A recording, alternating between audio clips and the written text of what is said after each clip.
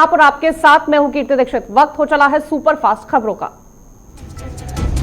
5 राज्यों में विधानसभा चुनाव से पहले दिल्ली में आज बीजेपी के पदाधिकारियों की अहम बैठक हो रही है। बीजेपी अध्यक्ष जेपी नड्डा ने यह बैठक बुलाई। इस बैठक में पीएम मोदी भी मौजूद है। पदाधिकारियों से बीजेपी अध्यक्ष जेपी नड्डा ने कामकाज की रिपोर्ट मांगी है। बैठक में सभी राज्यों में पार्टी के काम की समीक्षा होगी। वहीं प्रधानमंत्री नरेंद्र मोदी बैठक को संबोधित करेंगे। इस दौरान आगामी चुनाव की रणनीति पर चर्चा होगी। दिल्ली के मुख्यमंत्री अरविंद केजरीवाल आज विधानसभा में किसान नेताओं के साथ बैठक करेंगे। बैठक में कृषि कानूनों और किसानों के संबंधित अन्य मुद्दों पर चर्चा होगी। आज संयुक्त किसान मोर्चा की बैठक होगी, जिसके बाद किसान आंदोलन की आगे की रणनीति का ऐलान होगा। कृषि कानूनों के खिलाफ किसानों के आंदोलन का आज 88वां दिन है। किसान 3 कृषि कानूनों को रद्द कराने की मांग पर अड़े हैं। गुजरात में स्थानीय निकाय के चुनाव के लिए आज मतदान हो रहा है। कड़ी सुरक्षा के बीच वोट डाले जा रहे हैं। गुजरात में स्थानीय निकाय के चुनाव के लिए आज 6 नगर निगमों अहमदाबाद, राजकोट, वडोदरा, सूरत, भावनगर और जामनगर में वोट डाले जा रहे हैं। इस बीच गृह मंत्री अमित शाह ने परिवार के सदस्यों के साथ अहमदाबाद में मतदान किया। मतदान करने के बाद अमित शाह ने कहा कि गुजरात की विकास यात्रा जारी है। सभी के विकास के लिए सरकार प्रतिबद्ध है। कांग्रेस महासचिव प्रियंका गांधी आज प्रयागराज के दौरे पर जाएंगी। इस दौरान प्रियंका निषाद समुदाय के लोगों से मुलाकात करेंगी। केरल में आज बीजेपी की विजय यात्रा के दौरान मेट्रो मैन ई श्रीधरन पार्टी में शामिल होंगे। कासगंज कांड के मुख्य आरोपी मोती सिंह को यूपी पुलिस ने एनकाउंटर में ढेर कर दिया। उसके पास से पुलिस ने दरोगा की गायब पिस्टल भी बरामद की है। मोती सिंह सिंहपुरा थाने के सिपाही की हत्या और दरोगा को बुरी तरह से घायल करने की घटना का मुख्य आरोपी था। उस पर 1 लाख रुपए का इनाम भी रखा गया। भारत और चीन के बीच सीमा विवाद को लेकर 10वें दौर की कमांडर स्तर की बैठक 16 घंटे तक चली। मॉल्टो में हुई यह बैठक देर रात 2 बजे खत्म हुई। जानकारी के मुताबिक दोनों तरफ से विवादित क्षेत्रों में डिसएंगेजमेंट को लेकर चर्चा की गई, जिसमें गोबरा हाइट्स, हॉट स्प्रिंग और डेप्सोंग जैसे क्षेत्र शामिल रहे। उन्नाव केस को लेकर कांग्रेस नेता उदित पर मामला दर्ज किया गया है। उन पर इस केस को लेकर सोशल मीडिया पर गलत और भ्रामक तथ्य फैलाने का आरोप है। अयोध्या में संत परमहंस दास ने अपील की है कि शबनम को महिला होने के नाते एक बार माफ किया जाना चाहिए। संत परमहंस दास ने कहा कि महिला की जगह वेदों और पुराणों में भी पुरुष से 1000 गुना ज्यादा है। शबनम ने अब तक जो भी सजा भुगती वो काफी है। प्रधानमंत्री नरेंद्र मोदी कल हुगली के डनलप मैदान में रैली को संबोधित करेंगे। इसके साथ ही वो दक्षिणेश्वर मेट्रो स्टेशन का उद्घाटन करेंगे। वहीं पीएम मोदी ने 7 मार्च को कोलकाता के ब्रिगेड ग्राउंड में एक बड़ी जनसभा करेंगे। बीजेपी ने इसे मेगा रैली का नाम दिया है, जिसमें लाखों लोगों को जुटाने का लक्ष्य है। कांग्रेस नेता राहुल गांधी 27 फरवरी को 3 दिवसीय दौरे पर तमिलनाडु जाएंगे। इस दौरान राहुल गांधी कई कार्यक्रमों में हिस्सा लेंगे। चमोली त्रासदी में मृतकों की संख्या 47 तक पहुंच चुकी है, जबकि 137 लोग अभी भी लापता हैं। कोर्ट ने टूलकिट मामले में जलवायु कार्यकर्ता दिशा रवि की जमानत याचिका पर फैसला सुरक्षित रखा है। कोर्ट ने अब मामले में 23 फरवरी को मामले में सुनवाई होगी। देश में पिछले 24 घंटे में कोरोना के 14,264 नए कोरोना केस दर्ज किए गए और 90 लोगों की जान चली गई। देश में कोरोना के कुल मामले बढ़कर 1,09,91,651 हो गए हैं। कुल 1,56,302 लोगों की जान जा चुकी है। वहीं देश भर में अब तक 1,10,85,000 से ज्यादा स्वास्थ्य कर्मियों और कोरोना योद्धाओं को कोविड-19 का टीका लगाया जा चुका है।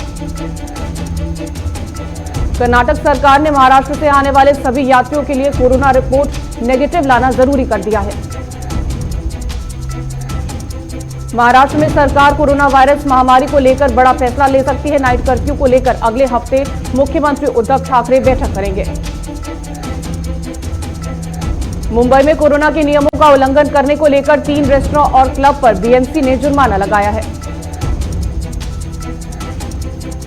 बिहार में कक्षा 1 से 8 के बच्चों को बिना परीक्षा के प्रमोट किया जाएगा। कोरोना के चलते ये फैसला लिया गया। पुलिस और सेना ने अनंतनाग के जंगल में आतंकी ठिकाने का भांडाफोड़ किया है। यहां से भारी मात्रा में हथियारों का जखीरा बरामद हुआ। इस संयुक्त अभियान में सुरक्षा बलों को 3 AK-56 राइफल, 2 चीनी पिस्तौल, 2 चीनी ग्रेनेड, 1 दूरबीन, 6 AK मैगजीन और बाकी अन्य सामान बरामद हुआ। आंध्र प्रदेश के पूर्व मुख्यमंत्री एन चंद्रबाबू नायडू ने पीएम मोदी को पत्र लिखकर राष्ट्रीय इस्पात निगम लिमिटेड के निजीकरण पर रोक लगाने की अपील की है। रिंकू हत्याकांड मामले में पुलिस ने 4 और आरोपियों को गिरफ्तार कर लिया है। मामले में अब तक कुल 9 आरोपियों की गिरफ्तारी हो चुकी है। देश भर में एक बार फिर से मौसम का मिजाज बदल सकता है। मौसम विभाग के मुताबिक इस हफ्ते उत्तरी भारत के पहाड़ों पर बारिश हो सकती है।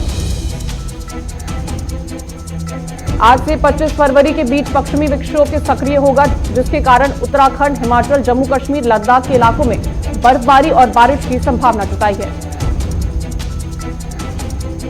वहीं 23 फरवरी तक शिमला, सोलान, सिरमौर, मंडी, कुल्लू और चंबा में आंधी और बारिश की चेतावनी के साथ येलो अलर्ट भी जारी किया गया। देश में भूकंप की सटीक निगरानी के लिए पृथ्वी विज्ञान मंत्रालय ने भूकंप के लिहाज से संवेदनशील इलाकों की निगरानी को बढ़ाने का फैसला किया है। इसके तहत देश भर में 35 और निगरानी केंद्र खोले जाएंगे।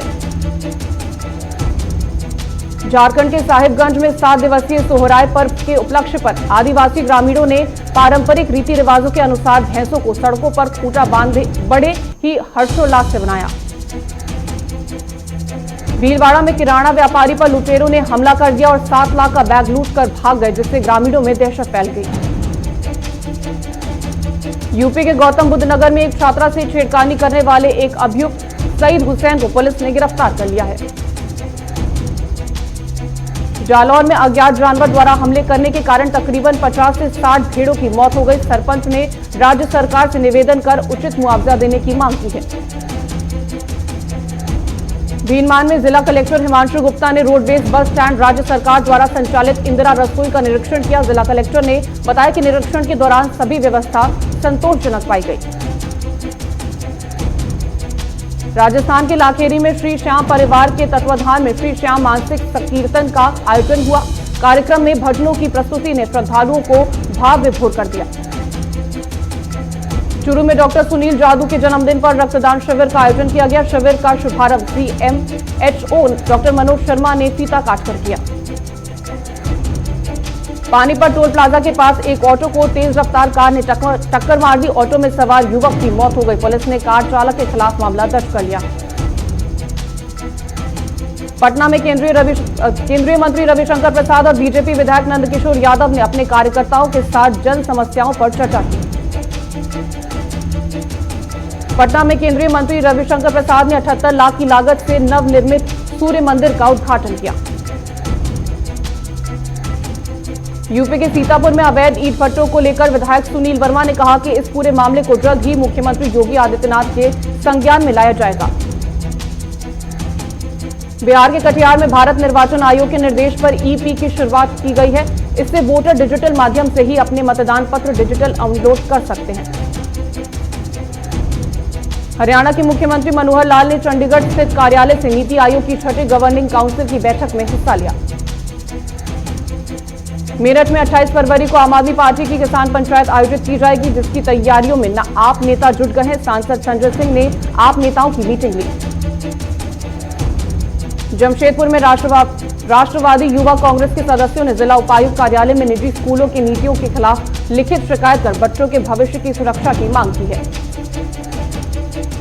यूपी के सिद्धार्थनगर में प्राथमिक स्वास्थ्य केंद्र की लापरवाही सामने आई है। स्वास्थ्य केंद्र में डॉक्टर महीने में एक दिन आते हैं, जिससे लोगों को परेशानियों का सामना करना पड़ता है। महाराष्ट्र के उल्लासनगर में अनोखा चैलेंज सामने आया। चैलेंज ये है कि जो भी रोज भोग महाराष्ट्र थाली 45 मिनट के अंदर खत्म करेगा, उसे 1 तोला सोना बख्शीश में मिलेगी। हरियाणा के कोसाली में तेज रफ्तार कंटेनर ने ट्रैक्टर को टक्कर मारी, जिसमें 3 लोग घायल हो गए। तारानगर में रक्तदान शिविर लगाया गया, जिसमें युवाओं ने बढ़ चढ़कर हिस्सा लिया। शिविर में 150 यूनिट रक्त संग्रह किया गया। राजस्थान के जालौर में न्यायाधिपति माननीय डॉक्टर पुष्पेंद्र सिंह भाटी के जालौर आगमन पर 8 करोड़ की लागत से बने नवनिर्मित भवन में न्यायिक शाखाओं का निरीक्षण कर न्यायिक कार्यों का अवलोकन किया गया। यूपी के बस्ती में लोकसभा अध्यक्ष ओम बिरला ने शास्त्री चौक पर 100 फीट ऊंचे राष्ट्रध्वज का लोकार्पण किया। लखनऊ के गोसाईगंज में नाबालिग से छेड़खानी के मामले में एक आरोपी को गिरफ्तार कर जेल भेज दिया गया है। इसके साथ ही महिला उत्पीड़न को लेकर पुलिस सख्त हो गई है। सिद्धार्थनगर में राष्ट्रीय सड़क सुरक्षा माह के समापन समारोह का आयोजन किया गया। समापन समारोह में सड़क सुरक्षा के लिए बनाए गए नियमों पर विस्तृत चर्चा की गई। सिद्धार्थनगर में बीएसए कार्यालय परिसर में 126 परिषदीय स्कूलों के नए भवन बनाने का शिलान्यास कार्यक्रम आयोजित किया गया। चूरू में बालिका महाविद्यालय में पदक और उपाधि वितरण समारोह का शुभारंभ राष्ट्रगान गाकर किया गया। कार्यक्रम में बालिका शिक्षा को बढ़ावा देते हुए सफल और निर्भीक जीवन जीने की प्रेरणा दी गई। मुजफ्फरनगर में कांग्रेस के पूर्व विधायक पंकज मलिक के आह्वान पर किसानों की विभिन्न समस्याओं को लेकर विराट किसान रैली का आयोजन किया गया।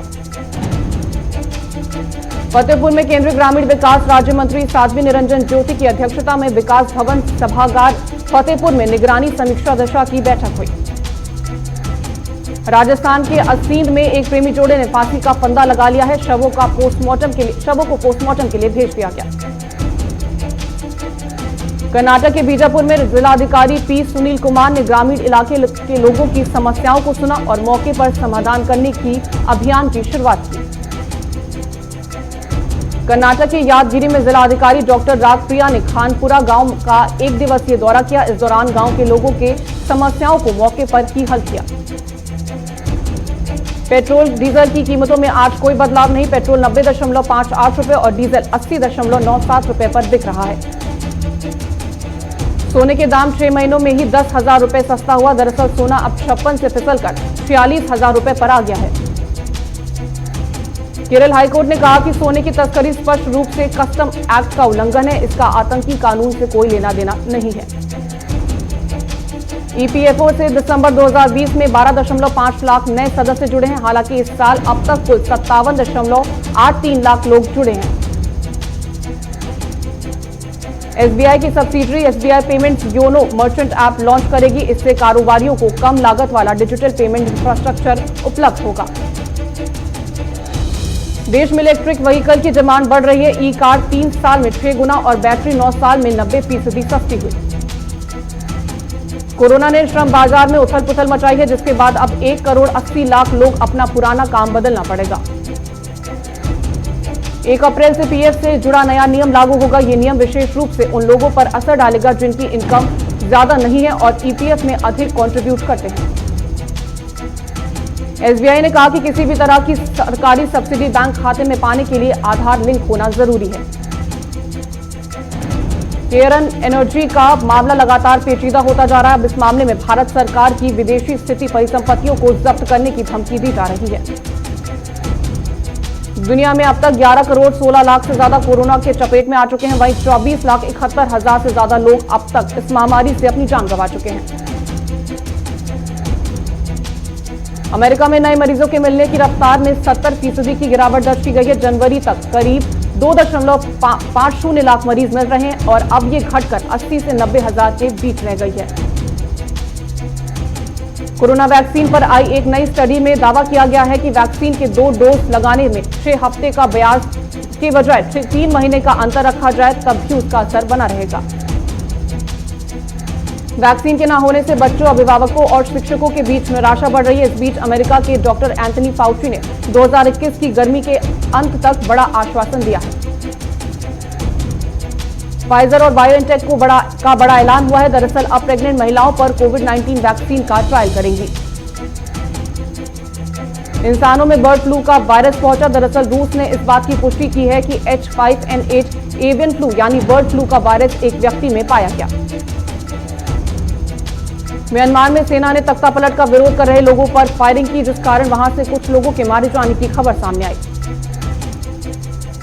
नासा के परसिवरेंस मार्स रोवर ने मंगल ग्रह से दुनिया के लिए पहली कलर्ड फोटो और खुद की सेल्फी भेजी है। नासा ने सोशल मीडिया के जरिए इसे पूरी दुनिया के साथ शेयर किया। नासा के मिशन मंगल में अहम रोल निभाने वाली फ्लाइट कंट्रोलर स्वाति मोहन भारतवंशी बोली, मेरी सफलता में भारतीय परिवेश की बड़ी भूमिका। ब्रिटेन के प्रिंस हैरी और उनकी पत्नी से सभी रॉयल टाइटल वापस ले लिए गए हैं। शुक्रवार को महारानी एलिजाबेथ द्वितीय ने इसकी घोषणा की। 11 फिल्मों की 3 दिन में रिलीज डेट सामने आई है। ट्रेड विश्लेषकों के मुताबिक इन फिल्मों से बॉक्स ऑफिस पर करीब 1500 करोड़ से ज्यादा का कलेक्शन होने की प्रबल संभावना है। प्रोड्यूसर कुमार मंगत ने हाल ही में रिलीज हुई मोहनलाल स्टारर दृश्यम 2 के राइट्स खरीद लिए हैं। बताया जा रहा है कि इसके लिए उन्हें मोटी रकम चुकानी पड़ी है। जानवी कपूर ने अपनी अपकमिंग फिल्म रूही के पहले गाने पनघट का पोस्टर सोशल मीडिया पर साझा किया। इससे उन्हें हाल ही में वायरल हुए ट्रेंड पावरी का ट्विस्ट मिला है। कार्तिक आर्यन स्टारर धमाका मई या जून में रिलीज होगी। दरअसल इस फिल्म को बेल बॉटम 83 के साथ क्लैश से बचाने की कोशिश की जा रही है। सपना चौधरी ने नए गाने मिल्की का टीजर शेयर किया है, जिससे हरियाणवी सपना ने अपने देसी अंदाज की झलक दिखाई है। बल्लेबाज चेतेश्वर पुजारा को आईपीएल 2021 में खेलने का मौका मिलने को लेकर पुजारा ने कहा कि आईपीएल में वापसी करके बेहद खुश हूं। मुझ पर भरोसे के लिए चेन्नई का शुक्रिया। चेन्नई को सुपर किंग्स ने आईपीएल 2021 की नीलामी से पहले सुरेश रैना को रिटेन कर लिया था और अब आईपीएल 2021 में भी पीली जर्सी में खेलते नजर आएंगे। कोच का पद छोड़ने वाले वसीम जाफर के मामले में सूबे के मुख्यमंत्री त्रिवेंद्र सिंह रावत का कहना है कि इस मामले में शिकायत मिलने पर उचित कार्रवाई की जाएगी। इंग्लैंड के खिलाफ टी20 सीरीज के लिए हुआ टीम इंडिया का ऐलान, जिसमें सूर्य कुमार यादव और ईशान किशन को मौका मिला है। मोटेरा स्टेडियम को पुजारा, हार्दिक पांड्या और मयंक अग्रवाल देखकर दंग रह गए हैं। तारीख में हार्दिक पांड्या ने कहा कि दुनिया के सबसे बड़े स्टेडियम में दर्शकों के बीच खेलने का बेताबी से इंतजार है।